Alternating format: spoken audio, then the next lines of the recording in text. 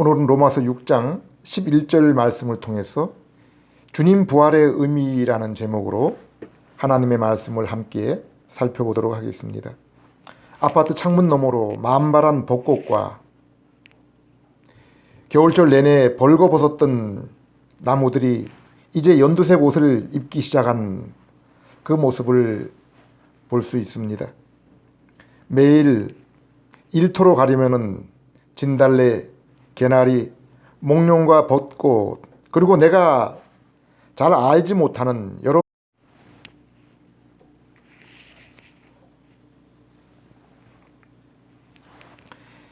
매일 일터로 가려면은 진달래, 개나리, 목련과 벚꽃, 그리고 내가 잘 알지 못하는 여러 꽃들이 활짝 피어 환영하는 그러한 공원을 또 지나가게 됩니다. 아마 지금쯤 개울과 논두렁에는 개구리 알들이 군데군데 뭉쳐 있지 않을까 생각합니다. 얼마 전까지만 해도 가지만 앙상했던 나무들, 또 얼어붙어 있던 대지에서 생명의 움직임을 곳곳에서 눈으로 확인할 수 있습니다.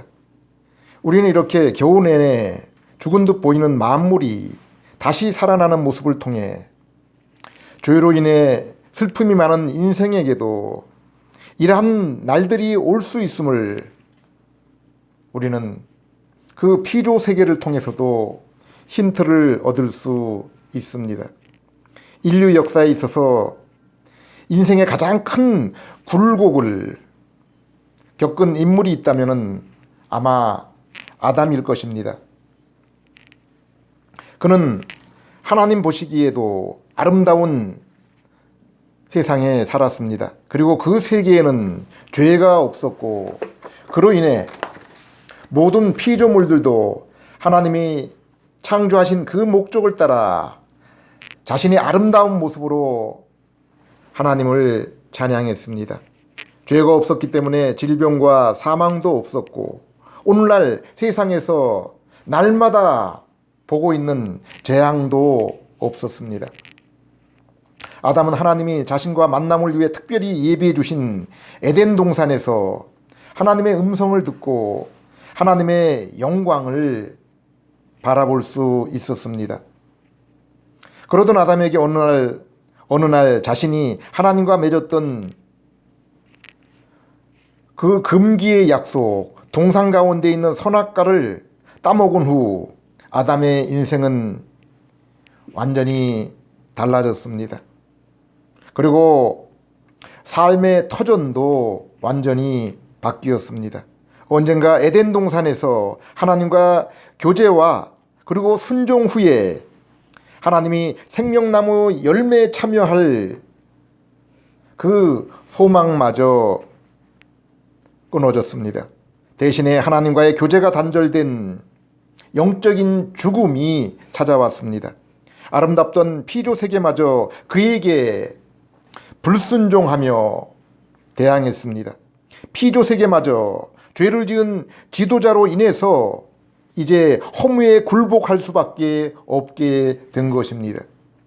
이렇게 인간의 죄로 인해 인격적으로 교제를 나눠야 될 하나님과는 원수가 되었고, 하나님의 형상을 잃어버린 인류는 서로 간에 사랑 대신에 미움과 살육과 전쟁을 벌였고, 피조물들도 우리에게 대항하여서 인생은 수고하고 땀을 흘려야 겨우 육신의 삶을 연명할 수 있게 된 것입니다. 그리고 이렇게 육신의 삶을 산 인생의 마지막은 죄로 인해서 사망과 영원한 하나님의 심판, 지옥의 형벌이 있게 된 것입니다. 이렇게 하나님의 형상, 곧 하나님과 동행하며 더 깊은 친교와 영생의 소망을 잃어버리고 저주와 사망과 형벌의 그러한 삶으로 떨어지게 한 것이 바로 죄입니다.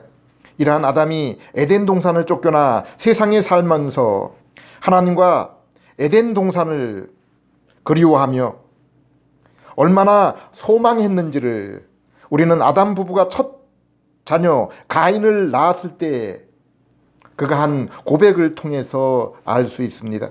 창세기 4장 1절, 아담이 그 아내 하와와 동침하매 하와가 잉태하여 가인을 낳고 이르되 내가 여호와로 말미암아 등남하였다 하더라.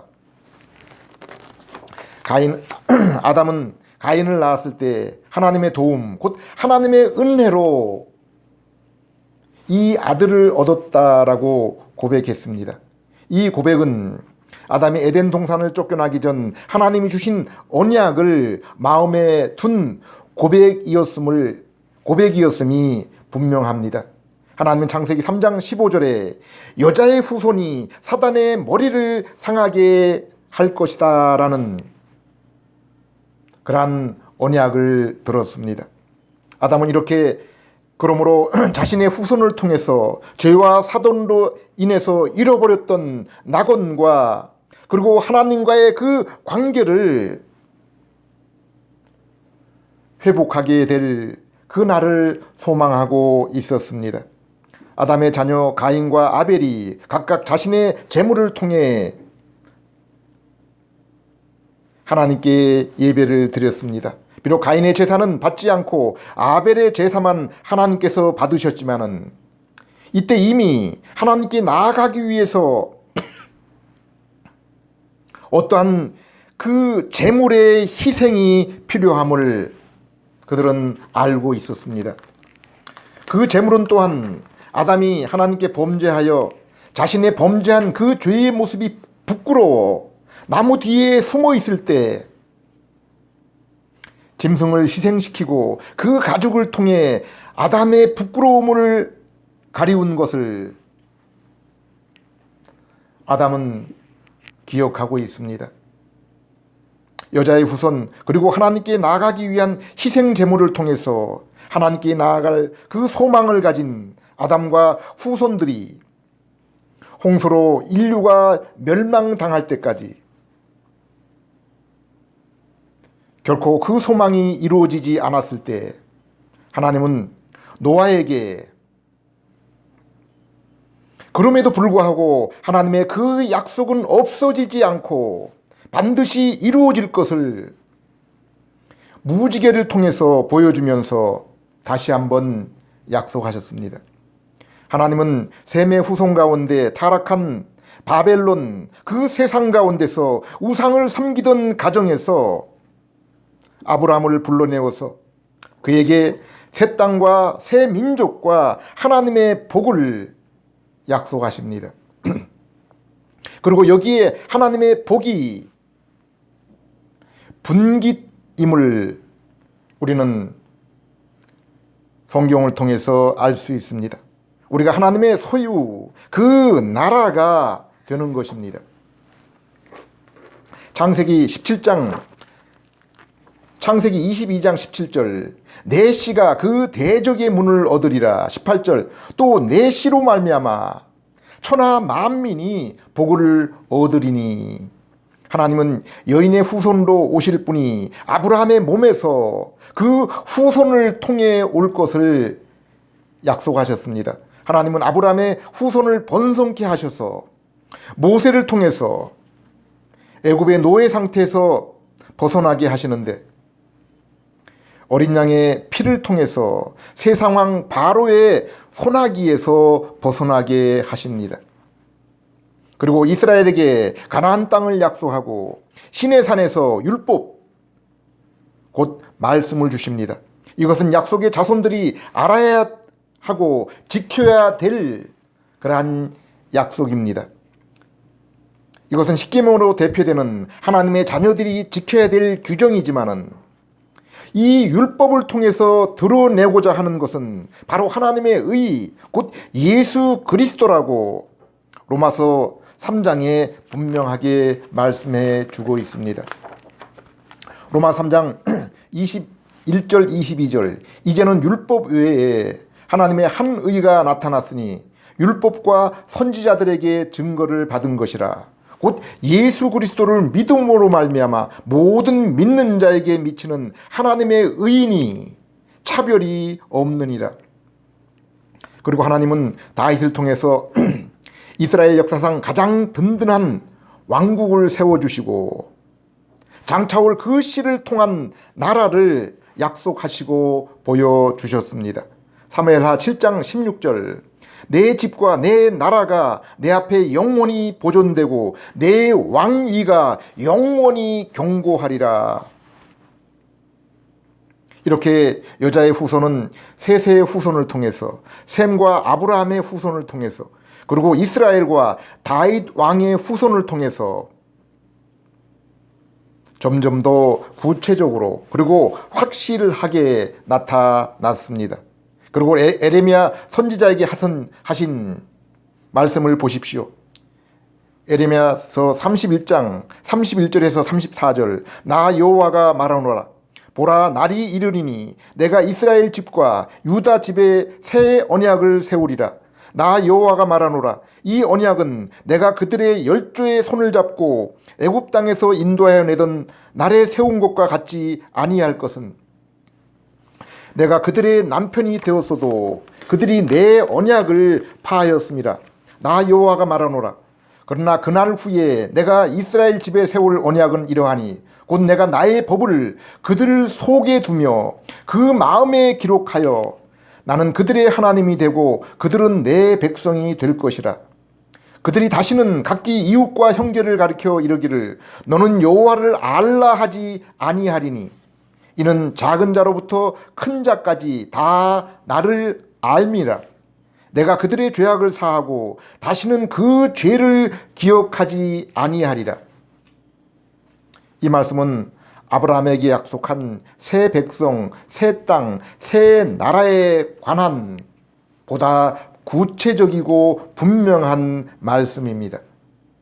그리고 나는 그들의 하나님이 될 것이라는 분깃에 대한 약속입니다. 그리고 이것은 죄로 인해 잃었던 하나님과 낙원의 회복에 대한 약속의 연속입니다. 오히려 에덴 동산과 그곳에서 아담과 하나님과 가졌던 그 관계보다 훨씬 더 나은 그러한 상태의 관계입니다. 우리 마음속에 하나님의 말씀을 새겨 주셔서 이제 다시는 하나님과 말씀을 떠나지 않게 하셨습니다. 에레미야 32장 37절에서 42절 보라 내가 노와 분과 큰 분노로 그들을 쫓아 보내었던 모든 지방에서 그들을 모아내어 이곳으로 다시 인도하여 안전히 거하게 할 것이라. 그들은 내 백성이 되겠고 나는 그들의 하나님이 될 것이며 내가 그들에게 한 마음과 한 도를 주어 자기들과 자기 후손의 복을 위하여 항상 나를 경외하게 하고 내가 그들에게 복을 주기 위하여 그들을 떠나지 아니하리라 하는 영영한 언약을 그들에게 세우고 나를 경외함을 그들의 마음에 두어 나를 떠나지 않게 하고 내가 기쁨으로 그들에게 복을 주되 정령이 나의 마음과 정신을 다하여 그들을 이 땅에 심으리라. 나 여호와가 이같이 말하노라. 내가 이 백성에게 큰 재앙을 내린 것 같이 허락한 이 모든 복을 그들에게 내리리라. 하나님은 이제 죄로 인해 낙원을 쫓겨났고 하나님을 잃어버렸던 우리 이스라엘이 그 죄악을 인하여 하나님의 택하신 그 이스라엘이 그 죄악을 인하여 열방으로 흩어졌던 그들을 이제 하나님의 나라로 다시 인도하여 안전하게 거하게 하신다고 했습니다. 우리가 하나님의 백성이 되고 하나님이 우리의 하나님이 되며 영원히 우리를 떠나지 않으신다라고 말씀하고 있습니다. 그리고 하나님의 언약을 우리 마음속 깊이 새겨주셔서 우리가 하나님을 경외함을 결코 떠나지 않게 해 주신다고 했습니다. 새 생명을 얻어서 하나님의 백성의 자녀가 되어 하나님을 경외하는 것, 이것이 성경이 약속한 하늘에 속한 모든 신령한 복입니다. 생명과 경건에 속한 참된 복이며 성도가 지금 누리는 신령한 천국의 복인 것입니다. 이것이 복 중에 복, 지복입니다. 성경이 말씀하고 있는 약속된 복입니다. 인생에 있어서 이것보다 크고 이것보다 영광스러운 복은 없는 것입니다. 에스겔 36장 25절에서 28절, 맑은 물로 너희에게 뿌려서 너희로 정결케 하되 곧 너희 모든 더러운 것에서와 모든 우상을 섬김에서 너희를 정결케 할 것이며, 또 새 영을 너희 속에 두어 새 마음을 너희에게 주되 너희 육신에서 굳은 마음을 제하고 부드러운 마음을 줄 것이며, 또 내 신을 너희 속에 두어 너희로 내 율례를 행하게 하리니 너희가 내 규례를 지켜 행할지라. 내가 너희 열조에게 준 땅에서 너희가 거하며 내 백성이 되고 나는 너희 하나님이 되리라. 히브리서 11장에서는 아브라함은 자신의 후손을 통해 주실 그 약속의 땅이 이 세상이 아닌 하늘이라고 분명하게 말씀하고 있습니다. 히브리 11장 16절 17절, 저희가 이제는 더 나은 본향을 사모하니 곧 하늘에 있는 것이라. 그러므로 하나님이 저희 하나님이라 일컬음을 받으심을 부끄러워하지 아니하시고 저희를 위하여 한 성을 예비하셨느니라. 구약의 모든 성도들은 이렇게 여자의 후손 아브라함의 씨 다윗의 후손으로 오실 왕을 통해서 이렇게 새 에덴에 들어가며 하나님을 자신의 하나님으로 영원히 경외하며 찬송할 그날을 소망한 것입니다. 그리고 예수님이 이 땅에 오셔서 구약 성경을 펼치며 하신 말씀이 무엇입니까?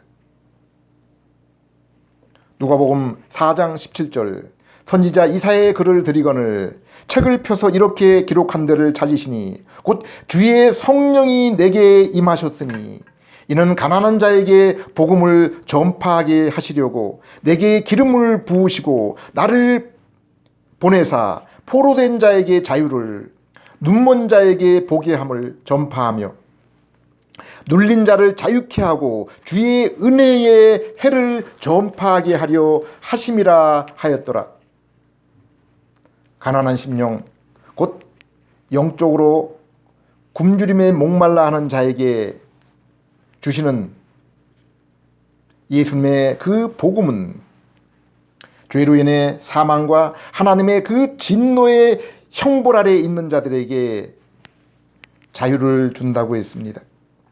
죄로 인해 하나님의 형상이 파괴되고 하나님을 잃어버린 그 심령이 회복이 되어서 이제 하나님께 나아가 하나님을 볼 수 있게 된다고 했습니다.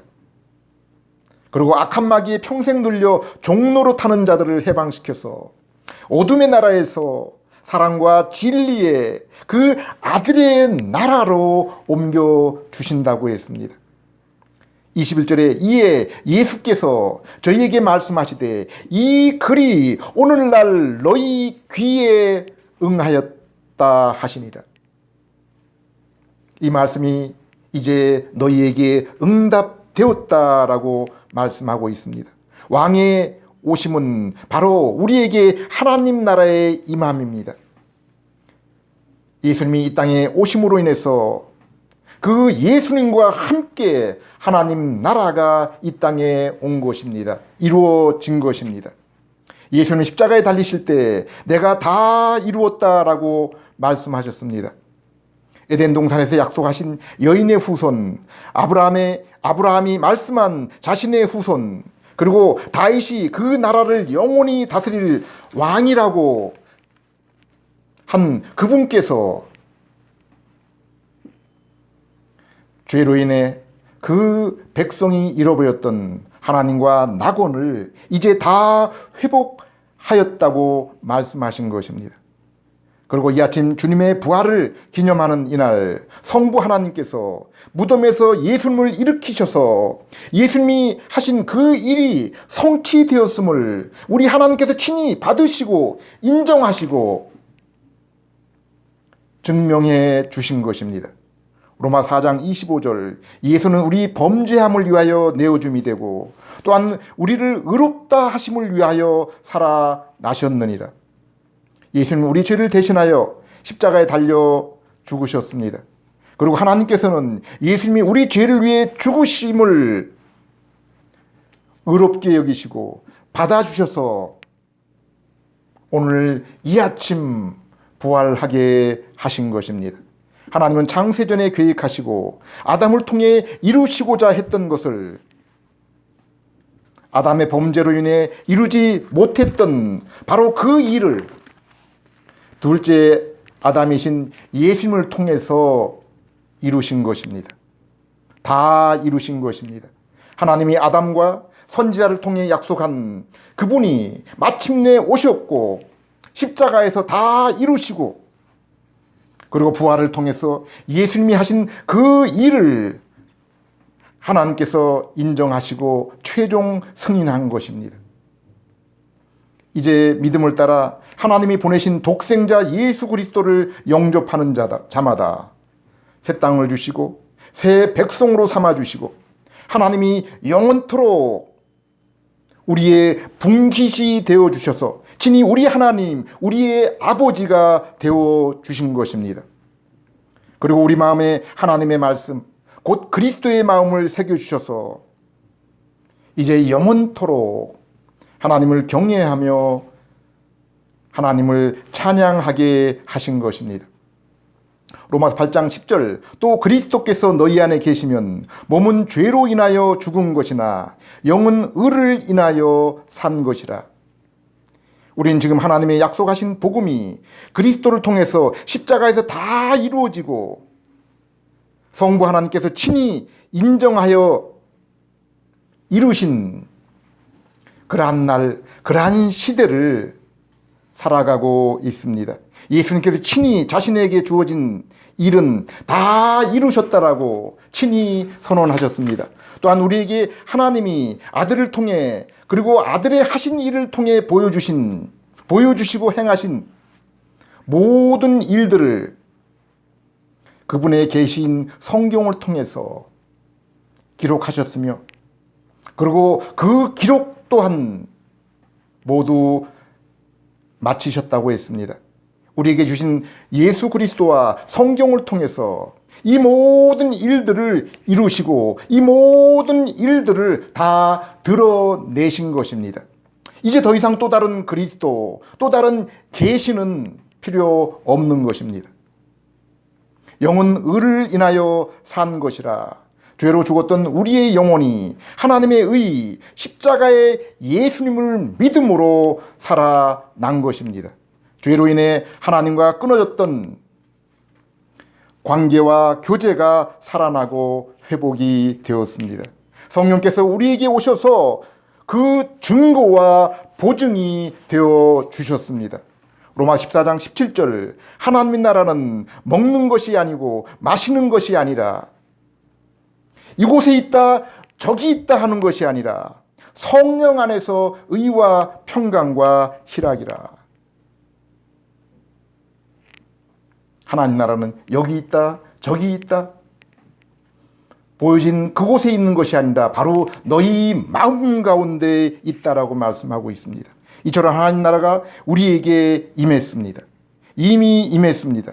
우리는 성령을 통해서 하나님을 아버지라 부르는 하나님의 자녀와 백성이 된 것입니다. 이 땅에 있는 하나님의 나라인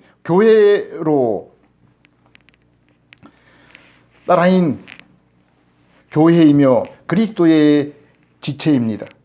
이 아침에 예수님의 부활로 인해서 하나님의 성령이 복음을 듣는 우리에게 임해서 죽었던 우리 영혼이 부활하여 우리가 심령으로 예수님을 주님이라 부르며 하나님을 아버지라 부르며 복음 곧 진리의 말씀으로 이렇게 기뻐하며 감사하며 찬양하고 있는 것입니다.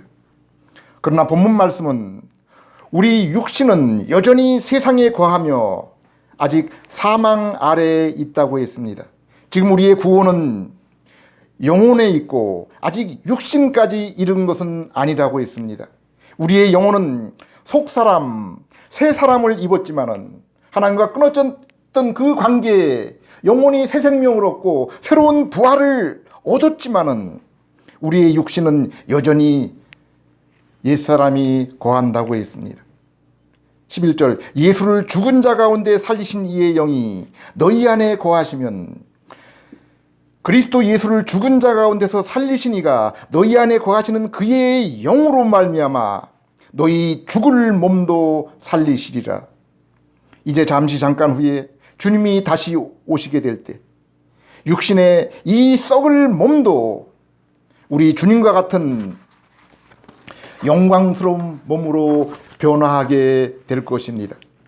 그날에는 지금은 믿음으로 보고 있는 주님, 믿음으로 심령으로 맛보고 있는 이 천국을 그날에는 우리가 우리의 두 눈으로 주님을 친히 뵙게 되며 또 주님과 같은 그 몸을 입은 영광의 몸으로 새하늘과 새 땅과 새 예루살렘에서 영원히 거하며 신령으로 진정으로 온전히 주님을 경배하게 될 것입니다. 지금 이렇게 부족하고 불완전한 믿음과 인격으로 드리는 이 예배, 이 땅에서 주님과 사귐도 이토록 복되고 기쁜데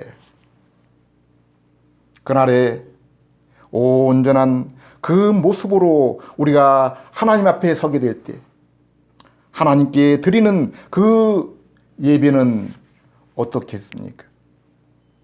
고린도 15장 16절 17절 만일 죽은 자가 다시 사는 것이 없으면 그리스도도 다시 사는 것이 없었을 터이요 그리스도께서 다시 사신 것이 없으면 너희의 믿음도 헛되고 너희가 여전히 죄 가운데 있을 것이요 만일 그리스도 안에서 우리의 바라는 것이 다만 이생뿐이면 모든 사람 가운데 우리가 더욱 불쌍한 자로다.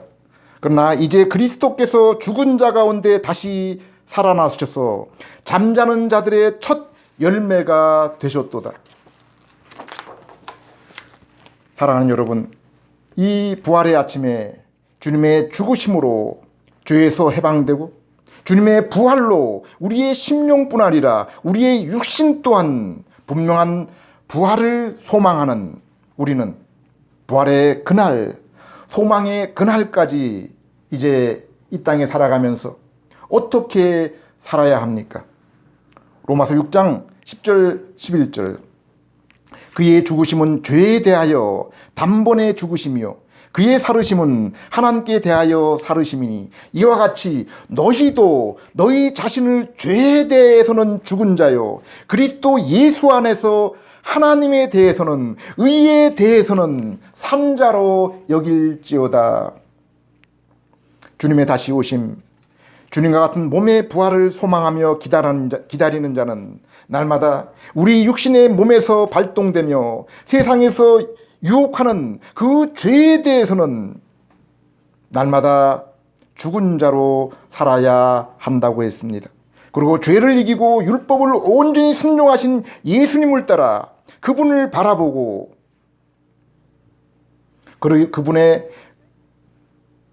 그분처럼 거룩한 삶으로 날마다 살아야 한다고 했습니다.